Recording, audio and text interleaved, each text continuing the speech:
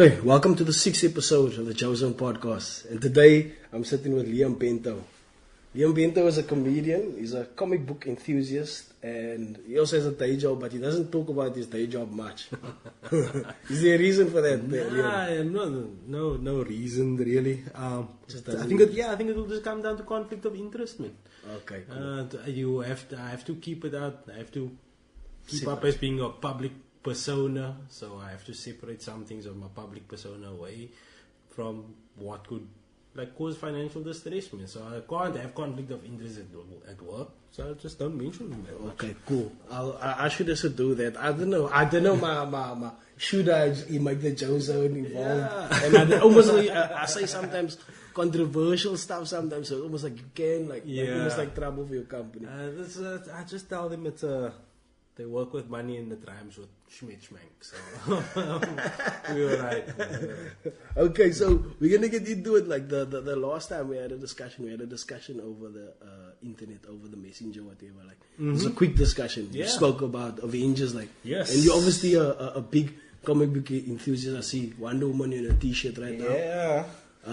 It's part of my budding collection. So I told you on the message, I said to you, do you know what's gonna happen? I told you Captain America, Iron Man, and I said a few. I thought all the main guys were gonna die.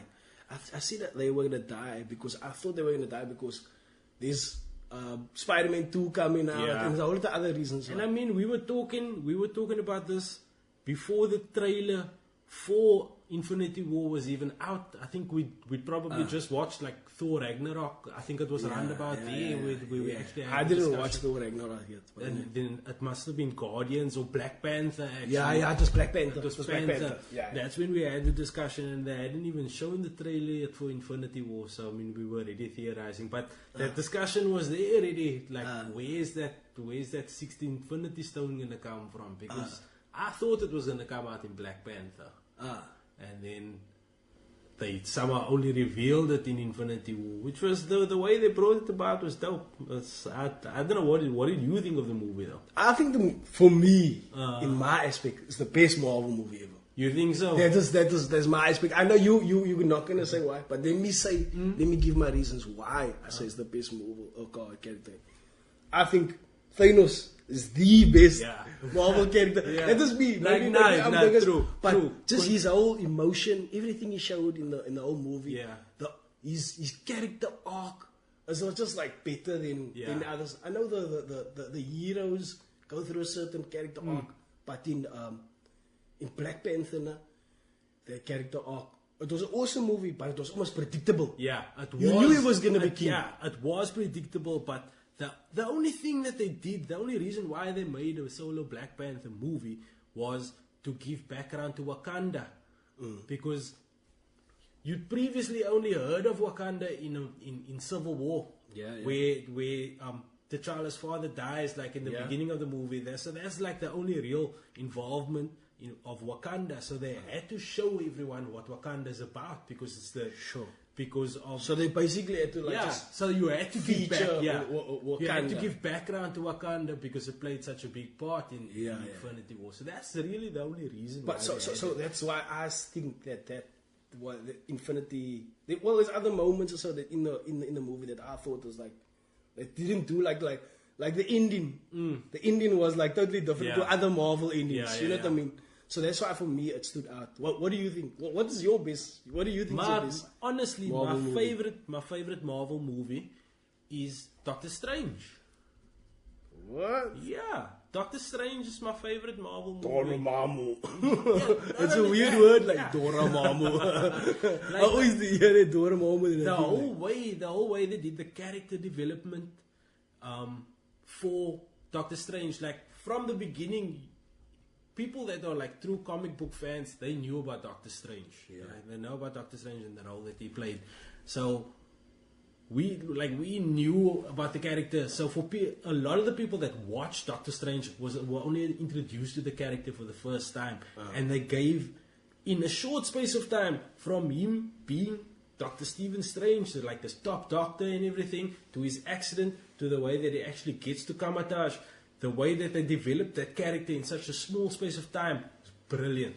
No, I do. Though I can tell you that is true. Like, and that guy Benedict Benedict Cumberbatch. He takes you on that journey. Yeah. He takes you on that journey. So yeah, I think it's a good movie. Not one of my favorites, but I have to say that I have watched it more than once. So that means it does click something on me. Even if ever you watch a movie more than once, like that, in short space of time, dude. Like Deadpool, the first Deadpool. Which one? Did you watch part 2? I watched part 2 now recently. The first Deadpool movie came out the day after my birthday last year. The year before. My wife got tickets for us to go and watch that show that morning at Prestige. So I was on leave. So 10:30 show. The morning of the 12th of Feb, we went to go watch Deadpool. That very same day, 10 o'clock show at Blue Route, we were there again to watch the same movie, same day. Do you like his style of comedy? Ryan Reynolds, speaking as a comedian. Ryan Reynolds is a comedy genius as far as delivery is concerned. Okay. It's not my favorite, to be honest with you. It remind me of this is what I was thinking of this today. Because somehow I knew you were going to go down this road. I was thinking of this today. Remember in the 90s they had like that, like this saying, like almost like at the end of a sitcom, then they say like, and that, almost like they're wrapping things up, man, with like a one-liner. Yeah. Like, now I think his comedy is like that, you know what I mean? You think so? I don't know. I think don't know. his timing. Is it his timing? His timing is absolutely I must go back perfect. and just watch it as like from a delivery perspective, man. Like take everything into how he's delivering it. Like his quips, just off the cuff, are so witty. Just watch him like in interviews, the stuff that's not scripted. Like he does scripted sarcasm perfectly, but just check him off script as well. He's like Matthew Perry or Chandler on Friends. He's at delivering sarcasm. He's got that. Ryan Reynolds has that same thing. Brilliant, bruh. And how's Deadpool 2 for you? Deadpool 2, I'm it didn't hit as hard as the first one did. But the first one was obviously going to hit hard because you're being introduced to the character for the first time. And he's doing a superhero like nobody else has done it before. Yeah, exactly. So that is also new, like to the style of his doing. Yeah. So he crosses all genres. He breaks the fourth wall. The breaking of the fourth wall. That vibe. And like the whole thing about Deadpool in the comic book is that he is aware of the fact that he's a comic book character. And he's aware of pop culture and everything at the same time, or being a comic book character in pop culture. So that's why he's able to break the fourth wall and like say, can you believe that we're in a comic book, like stuff like that? Because he's pop culture, he's aware of it, man. So that's enough of Ryan Reynolds, man. He's got the boat name. But Deadpool 2 didn't hit as hard as the first one, but it was actually surprisingly entertaining. I actually quite enjoyed it. So let's go back to Avengers. Before we wrap this comic conversation up, let's go back to what do you? We know what happened before, like we know what's happened now. Like, what do you think is gonna happen next? Like, how's things gonna pay? Are they gonna time travel or what's gonna happen? Because they've got the ability to do it, right? If they get the Infinity Stones back, or if they get they don't have the Infinity Stones now. So how do they time travel? They don't have anything. Now it's all gone. The problem is, so they need some way to time travel. Is there some or person we don't know what Captain Marvel is capable of. That's the thing, and now that's also the worst thing. Like we can. Like, and there's the Ant-Man. Ant-Man and the Wasp is coming up now. So they could also maybe have the ability to time travel. Because we don't know what happened with Ant-Man. They don't show. They got the machine. They don't know what happened with Ant-Man because they show all those characters turning to ash, but they don't show Ant-Man, so you don't know what's happened to him. You don't know what's happened to. No, okay, you saw Hawkeye, right? At the end, I think. No, they don't show Hawkeye. Don't they show him? No, they say show him and his family, man. No, they don't show him and his family. They don't say anything. Like they say that his family is gonna be dead. No, I googled something about this. I think his family is gonna be dead. or something. Spoiler alert. Yeah. His family's gonna be dead, and then he's gonna come back as some other character Oh, okay. So to like, save them, to help so them. there's such a lot of characters that we don't know what happened to them. So where's an ability gonna come from? Now obviously it's already Nah, they're already showing that Captain Marvel is coming. So now we got Ant-Man and the Wasp coming next week. Captain Marvel is going to come out before the next Avengers movie or the follow-on to this now. Yeah. So we don't know what Captain Marvel is capable of. The cool thing about Captain Marvel is this goes back in time now. To the 90s. Yeah, no, it goes back to The before, 90s. yeah, before Guardians of the Galaxy, because Captain Marvel is a Kree, like Marvel, the main Marvel is a Kree warrior, and Ronan from Guardians of the Galaxy is a Kree. That Ronan character you're saying about now, that whose thing is gonna be. What's his name? Hawkeye is gonna be Ronan. No man, Ronan is that blue bra. He's gonna come back as a Ronan character somehow. I don't know, in court, like almost like something terrible happened to me. Now he's in court, So now that's what's so cool about that. Or something like I don't know. So Captain Marvel is gonna go back to just before Guardians of the Galaxy. So you'll actually see how she gets trained to be Brie gets trained to be what's a character's name? Carol Danvers. She gets trained to be Captain Marvel, so that's gonna be dope. I think what my theory is, I think what's coming out now in this, what's this Ant-Man and Wasp movie, they're gonna have like a time traveling device or something. Hank Pym is gonna have something. Because in that movie, if you look on IMDb, Michelle Pfeiffer is on there in this movie, but they don't show on the posters or anything. So there's Isn't she like? I mean, Yeah, you're gonna that's- pay Michelle Pfeiffer to be and in a that's- movie. So they it's can gonna obviously be a pull lead her role back somewhere. from somewhere, and that's a machine that they got Exactly. or something. I don't know what it is. That's a dope theory, and I'm hoping that's what it's gonna come down to. 'Cause They're gonna time travel, go back and I don't change think, things. I don't think I can go on in life if they don't bring Peter Parker back. Oh. Nah, they're gonna be They have Spider-Man. to. You know, there's a Spider-Man Yeah. 2, and there's a Black Panther 2 as well. Yeah, so they have to bring those people back, but I really just want Peter back, man. They're like that. I don't know about you, but like I went to go and watch. When you say that words, like I don't know. he hugs, he hugs Tony. Don't leave me. I don't want to go, Mr. Stark. He cries.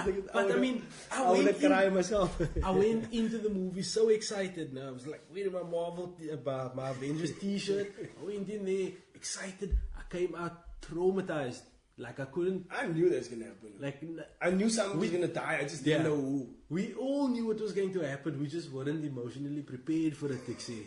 Like, obviously, after watching all of these movies, you feel emotionally invested in these characters. So now I'm excited to go watch the movie. Went to go watch it in 4DX, seats moving around, water spraying in your face and stuff like that. I never experienced that. So that was cool. But I came out of that movie traumatized, no? Like emotionally.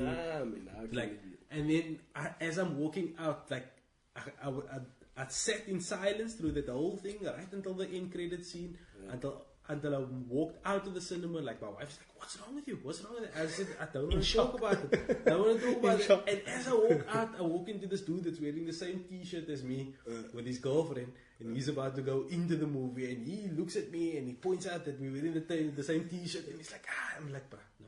You don't want to know. I actually felt like I wanted to just go hug this bra and just prepare him for what is about to happen. It was a rough fix. Yeah, when Thanos, I love that movie. When Thanos moed the Hulk, that opening scene. Yeah, that Come on, bra. He beat the Hulk out of that movie. He let Bruce Banner there alone. Thrones. But it was a dope movie. I love how they played Thanos. They didn't even have to tell you that much about him. That actor's cool. Josh Brolin.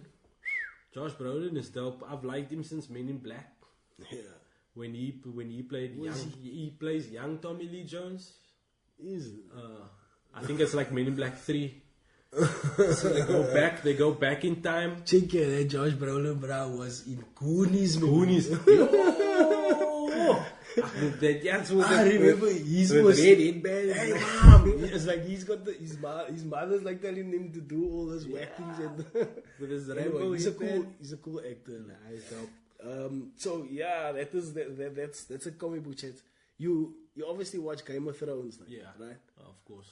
Can you tell me any predictions what's gonna happen there? I have theories on that. I got theories for days as well. I'm actually grateful to Game of Thrones because from watching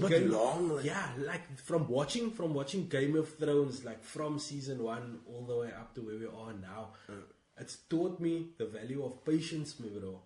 Because if I didn't have to wait a whole year for the next season, I don't think I would have survived now from Avengers Infinity War until the next movie. So Game of Thrones has actually taught me how to cope with this long period of mourning. Check, you know what I got into, like, so I can't read I'm not a very good reader. Like, I try to read, like, but I'm not gonna read that Game of Thrones books are so thick like it. Yeah. So I just listen to these audio books on YouTube, my bro. I listen to like 7 hours of audio books. You listen to like, I go deep in the story, but it's different. Yeah. The story's different. Yeah, was it the Dance of Dragons that you listened to, where they talk about the Targaryen Civil War? There's a whole lot. And there's like short stories they have. There's a couple of short stories as well. Like, but that's some all of about it is the different. Targaryens, But some far back. But some stuff is different than what it is playing out now. But I think that you can almost like pull similarities across. That's gonna almost like, and then you can sum up, almost like guess what's gonna happen in the end. I don't know what's gonna happen in the end. The thing is now that the series itself is further ahead than any of the books that have been written. Yeah. So now whatever the books write, it's going to have to write what is happening in the series, basically. So that's that Brazil is not going to do that. He can't. What's his name? He can't do it. George R.R. Martin. He can't do that. It's going to be whack. How can he? Then he's going to come up with a different ending. I predict that they're going to find out that Jon is a Targaryen. But they know that already, most. No, but everyone is going to find out that Jon is the what's his name? There's still going to be the war with the Lannisters. Jon is going. Jon and Daenerys will die, but Daenerys will give birth to a daughter. Daenerys will give birth to a daughter, and that daughter will be raised by Tyrion Lannister as a Targaryen. That's a good sound ass theory. Like, I agree with that. I agree with a lot of that. Like, I thought, that's actually 100%. You just finish the little bit, the last little bit, the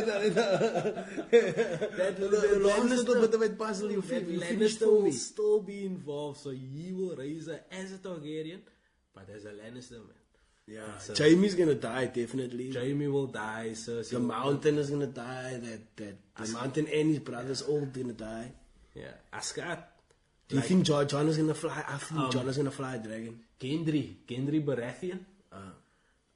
He becomes like Gendry Baratheon and Sansa Stark will get married.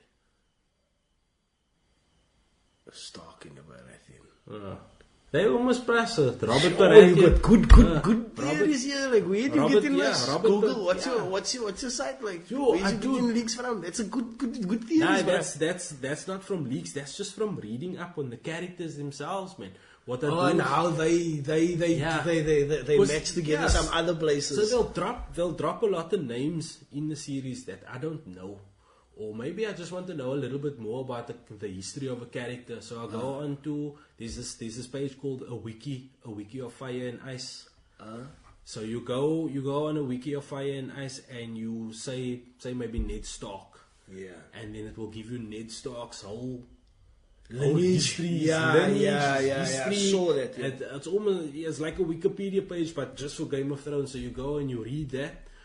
So you read up about him, how he grew up with his brothers and stuff, his past, who he was wrestled with when he was growing up, stuff like that, and then you learn about other characters that you haven't heard about in the series, but they played a big part in the book. So you just click on the hyperlink and then you go. I know what you mean. Yeah, I know what you mean. Yeah. So I've gone far back. I've gone back as far as like the history of Aegon the Conqueror.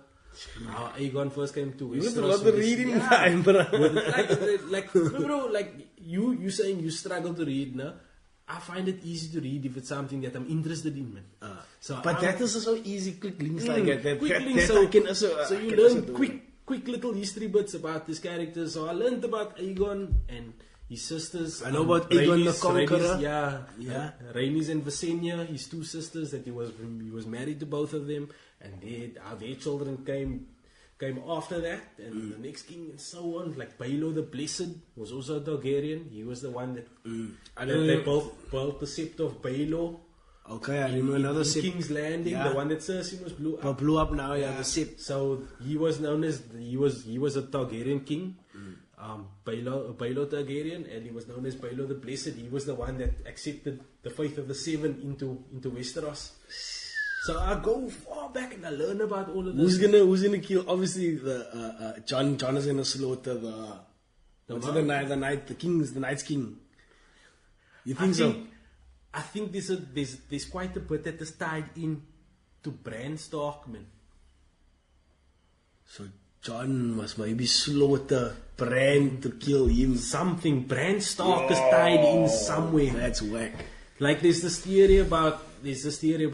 That he is Bran. Or something. Yeah, that the Night King is Bran, or that Bran will walk into one of the nearest dragons and control the dragon because of what the what's his name told him. The brother told him, it's like, you'll never walk again, but you will fly. But he is flying now. He's flying now with the birds and stuff, but bro, like a dragon. It's like compare a raven to a dragon. That you're winning with a dragon, you see. Yo, you doing some heavy theories here, bro. I read about it. So yeah, I think Gendry Baratheon and Sansa Stark will get married. Who kills what's her name? Who kills the main bitch? Cersei. Bruh, Arya kills her. Easy peasy, no? Arya kills her. Yeah, that's an easy peasy one. That's almost predictable. Arya, but I don't think they'll do stuff like that, man. I don't think they do. Oh, no, you're wrong there. She's gonna die at the hands of a younger brother. So, that could be Jaime Lannister. True. That frog lady. Maggie the Frog. Maggie the Frog told her she's gonna die at the... So, then it must be either Tyrion or her. Yeah. Or him. So, yeah, it will be one of them. Or she doesn't have a younger brother. Who else is no, nobody else. Could only be one of them. Well, she is born before Jaime. They're twins, but she was born first. So he is technically younger. So it's one of the two of them. It's one of them. Yeah. That's crazy, man. That's crazy. I just hope Arya lives though, man.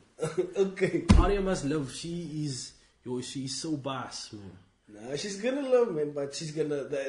everybody must have... You love, but you sacrifice something of yourself. So she's not gonna... love maybe. She's never gonna be a woman of the cloth. Like that's the thing. Like they play that whole dynamic. Yeah, they play that whole dynamic up with Arya and Sansa. They play them up against each other. The one being like Sansa. That's just a waste of time. Look like Sansa going through all that stuff, and she like it's a lot of stuff that was meant to break her, but she survived it. But that was like emotional strength there on that side, and then Arya with the physical strength by training with the faceless men. And surviving being stabbed by the wife and all that. So they play up the whole... They're sisters, but the one is emotionally strong and the one is like physically strong. I never looked at it like that. So they play them up against each other, but now they've come together. They've come together after they off Littlefinger. Yo, that bra was irritating, nah? Yo, nah. The most irritating worst character in the history was Joffrey, bruh. Joffrey, come on. We all know it, bruh. But I hated Ramsay Bolton as well, Alex. I like how every season they've got... Now that is something showing you something. If you can hate a character so much, that must be a bloody good series. Yeah. You know what I mean? It's like, for you to get so emotionally invested. Like they say, Lena Headey, the woman that plays Cersei, she actually gets abuse from people.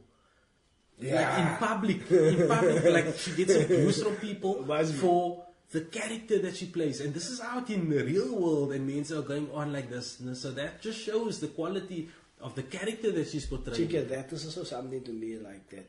Why I think, why I rate that Thanos scene, like with he throws Gamora in the fire, whatever. He throws in the fire. That is such a hectic scene. It's not real or anything like that, but I don't know. For a movie to make you feel that like emotionally invested in a stupid scene, in a scene like that you know it's fake, but it's like, that is for me. That's the mark of a good movie. That same feeling, like they say, the reason why Peter was freaking out like that before he died was because his spider sense was telling him that that was about to happen. So he actually knew it before, and that's why he was acting that way. Like, I don't want to go. Yo, that also, like, just that scene, like twist inside your chest. It was. But that just, again, it shows the quality of the characters that they're writing these days and the actors that are actually playing those characters to get you so emotionally invested in them. Like, I've been watching Spider-Man since when they were still with Sony. I watched it yesterday or today. The like Spider-Man, the Tobey Maguire Spider-Man. Tobey Maguire like one. The first one, Tobey Maguire was a dope Spider-Man. I actually enjoyed it. Yeah, he was a dope Spider-Man, but he was whack as Peter Parker though. But you know, it's almost like Peter Parker must be whack. But not that whack, man. Not that whack. Like he was. You must be like a bit dumb. And then Andrew Garfield. He is a dumb, but so maybe. And Andrew Garfield was too cool to be He Peter. was too cool, yeah. He was too cool in it, like. Yeah, like he was. He was cool as the Spider-Man character, but he was. Nice hairstyles because he was too cool. He wanted to be too But cool. like Tom Holland right now, perfect on both accounts. He's a perfect Peter as well as. I don't know why they play him so as like a youngster, because like a he boy, is. like. Because he is in the first Spider-Man. In the first Spider-Man comic, he's 15 years old. He's supposed to be. Yeah, valid point. So let's change lanes. Like let's talk about something else. Let's talk about your comedy. Like, if you don't mind, would you like to go there? Yes, go there. Let's go. How did you start comedy, and when did you start comedy? Why did you start comedy? Peter. Like, I know why I started comedy, but why did you start comedy? My wife and I, well, she was still my girlfriend at the time. We had broken up. We were broken up for like a month or a month and a half or so, and I just needed something to just push my energy into. And then I put it out on Facebook that I wanted to try and do stand-up comedy. And Gino, I had Gino as a friend on Facebook. Gino I've known like literally my entire life. Gino Fernandez, his grandmother lives around the corner from my grandmother, from where my grandmother used to stay, and my grandmother raised me. So I've literally known Gino my entire life. And he saw the status that I put out there almost many years ago, and he said, "Come through, come." Like, so you just needed to get some shit off your chest. Yeah, he was the one that encouraged it, and then Rastam at the time also said, "Yeah, like stick it." And then I didn't. I put it off for a bit, and then Carl procrastination. And then Carl Weber contacted me, and he told me, and then I did the whole Jokers Comedy Club, and we did. That's where it really kicked off at Jokers. So how long are you doing it now? 5 years? 6 years? No, about 9. Sure. What do we now? 2018. I think I started 2010. 8 years. It's a long time. Yeah, it's been fun though, bro. But you're not doing it full time. You got a day job. You still have a day job. Got a day job. I figure, like, I always said from the beginning, I never wanted to do stand-up comedy as a career. Okay, cool. I enjoy it. I love it. I love the art. I love everything about it. The people that you get to meet. The fact that you get to make people laugh, or people laugh for the things that you've actually written and have come there and said. I love everything about it. And then my fear is that if I take everything that I love and I turn it into a means to make income, as soon as I'm not making income from it, I'm going to start hating it. Yes, definitely. And I don't want to hate it. Yeah. So that's why I'll keep doing it like this. I also find for me, it's like that. Like, but I don't know, like if people don't respect you because you're not all in. You know what I mean? Yeah. You might be 70 to 50% in sometimes and stuff like that. You're not all in, and I wonder if people don't respect you if you're not all in all the time, stuff like that. It tends to be because we can't be all in all the time. You know, you have certain responsibilities in life, like and we all have different responsibilities. So yeah, it tends to be the case. Like sometimes you get that feeling, like from your peers or like from people in the industry, that they don't take you as seriously as the people that are doing it for a living, man. Yes. So maybe like at the same time, maybe it's not the case. It's like a case of my own insecurities. But you don't want to feel like the people aren't taking you seriously because you're not doing it full time. You still, when you sit down, pen to paper, you put your all into that, man. Yeah, you love what you do. You love in doing it, even though you can't be there all the time. Yeah. When you do it, you love in what you do. You know what I mean? You put in your all into doing it, like. Just because I'm not trying to draw an income from it or a living from it doesn't mean I love it any less, man. It's still, it's still a passion. So I'll keep doing it as such. But you know, at the same time, I know, like, if I look at if we look at the bigger guys, like Kurt has his own club, and now that he has the club, he gets his friends like Stuart and what's his name? They get to play there as headliners, like or like wherever they branch off and they made it on their own, they still kicked it for the Brasserman. Yeah. You know, so I have that full confidence as well with the peers that I began with. That one day you're gonna and have hustled with that when they maybe if they have an opportunity, they know my caliber and they feel confident enough to put me on that lineup as well. So cool. But you do have that. You do have that relationship with a lot of guys in the industry. I see you up in on lineups, like on quite liquor lineups, like so you do have. And it's like obviously it took you time to build that relationships. I did, and I mean I took a break for quite a bit as well. Oh, you did take a break? Yeah, I took a break from comedy for quite a bit. Why? Like, it's just weird, like personal issues happening at home, man.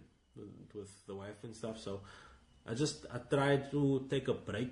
I took a break from comedy for about a year and a half, nearly 2 years, and then when I came back 2 years later, which was only at the start of the start of 2017 that I started really performing again.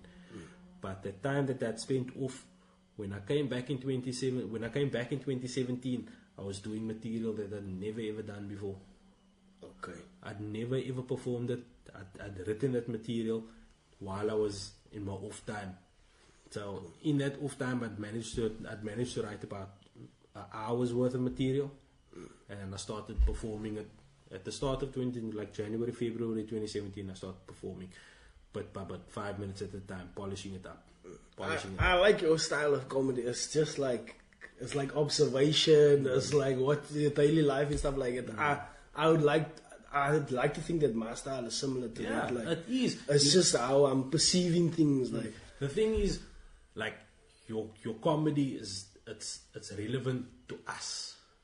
Your comedy is relevant to us because we know you. We know you're speaking about yourself and your day to day, man. So we understand what it is that you're writing about, what it is that you're talking about. But like you need to. For audiences that aren't from South Africa and they don't know what it's like to live here, like you talk about living on a yacht. If you're gonna perform at a gig where it's all foreigners, they don't understand what a yacht is. So you need to bring it across in a concept, because that is a type of thing. A yacht is something that occurs everywhere in the world, just by a different name. So if you're performing to an American audience, I never looked at it like that. You need to say what it is. Or something. Whatever, like something that automatically clicks. If you put Trailer park or something. they've all got that ayatna, but it's just known by a different name. So it all depends on the audience. So if you can find that universal name that they all know what it is, that's what you want to do. That common thread, and that common thread is everywhere, and that's why I try and do that in my material as well.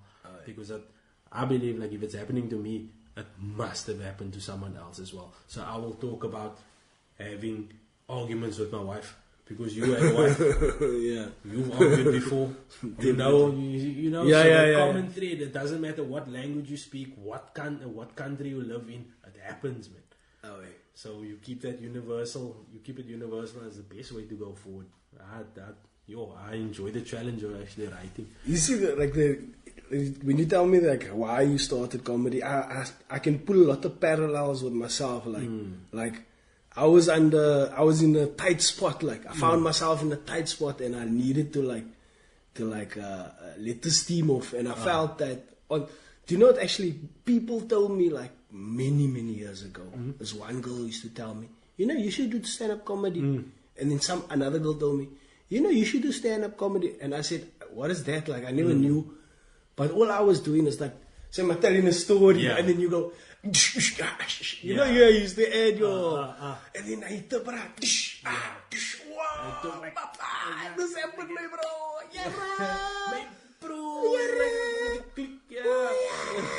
and I used to go like that, and then obviously that used to be like my that's what they thought was my stand-up comedy, and then obviously I never ever went to it, and then one day, a year ago, I found myself like in a spot where I just wanted to get some shit off my chest, and I see a lot of people, they get on stage to say some shit, get some shit off their chest, like Irshad also told me about it.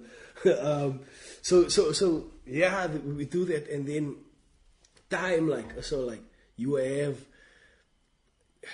you mentioned like time, like for me it's difficult when I got 2 kids. I must make them to sleep before I can get out and stuff like that. So that is a tough thing. Plus you must still do your day job, and you still have to these time constraints, and you still want to do comedy. So it's a heavy hustle, but there's nothing better than getting on the stage and people like. It's extremely powerful, man, because just think you standing on stage, and with a perfect audience, you are controlling the emotions of that audience, man. You standing there, and you telling them what to do. But what you want them to do is laugh. But you know your material. You've performed your material back and forth, so you can talk. You can slow it down as much as you want. You know you're going to get to that point where they're going to explode. So you just take your time getting them in. Like build it up to that point. In the middle, just give them a little giggle. But the whole time you're in control, and then you get to that punch and you drop it, and they explode. It's such a powerful feeling to know that you caused that, man. And that you have the ability to do that, and you know exactly when you're going to do it as well, man. It's a very, very you powerful can't go feeling. sleep. That feeling is like a buzz. Like you can't go sleep. It's a crazy sick buzz sometimes that you get. Like being so powerful that you like the Thanos of laughter, man. But you just stand there and they laugh, bruh. So powerful, like the mad titan of comedy. But then never forget. When that humility comes, never forget the flip side of the coin. When the humility comes, you must take it on the chin. It hurts you to your soul, It was cringe. It really hurts. Like some nights I lay in bed and I think of like stupid stuff I said on stage, I just speaking and people like not laughing, just looking at you, and it's like it's uncomfortable. Like I find it so weird though, no? It's so uncomfortable. Don't you find it weird that the ability to do that comes naturally to some people? What? like to actually just get up on stage and tell a story and make people laugh. And then, because other people see you making it look so easy, because it comes naturally to you, other people see it and they think, oh, he can do that. Of course I can do it. They think just because they see it, it's like, I can do this, it's easy. And then they get up and they die. Like, I think that I used to be a real dose about it in the beginning. when I was there, because I mean, like, I just making people laugh. It's always just come naturally, right? And now I go and I watch other people do it and they fail. And this one time this is still in Long Street. It was a gig that used to happen there on a Tuesday night. Charging people. Not like people died. 1,000 deaths there. I can't even remember the name of the gig, but there was this brother Leo that used to run it. This was like when Russell was still alive and Christopher Steenkamp was still living here as well. And Chris was hosting that night.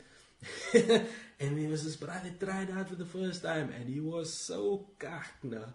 Like the audience were actually like, they weren't even heckling at him, they were just straight up abusing him, you know.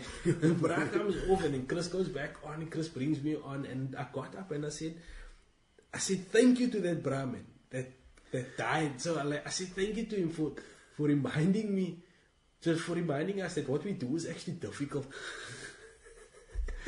And Chris Steenkamp heard that, he thought it was the funniest thing ever. He actually wrote, like when he wrote the blog, he put that comment in that blog.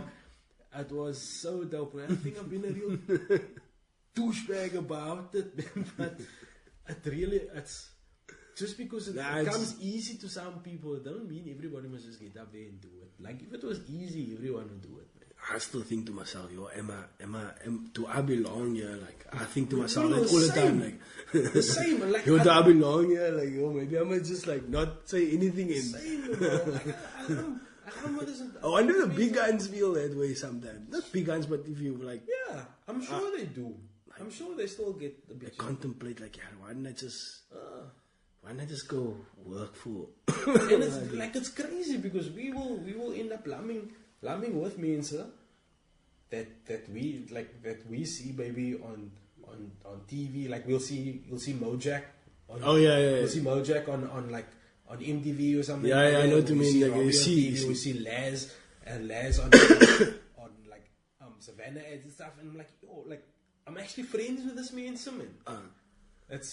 It's kind of mad. But like, they still struggle. Yeah. Not that they still struggle. I don't know if those names that you mentioned still struggle, but I know there's a lot of comedians that for me, it's still do it. It's still crazy for me that these people that are the bigger guys that I grew up watching, like Mark and Kurt and Stuart and these guys. They know me by my first name, man. No, but you worked hard. Like, you worked hard in a hard industry for a long time.